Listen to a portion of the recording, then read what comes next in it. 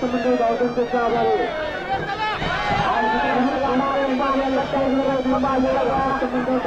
आभारी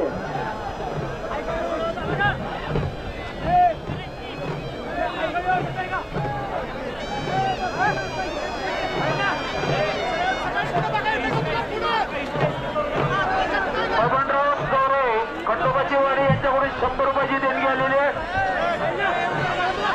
सत्यवान गुलाब शिंदे यांच्याकडून 100 रुपयाची देणगी आलेली आहे.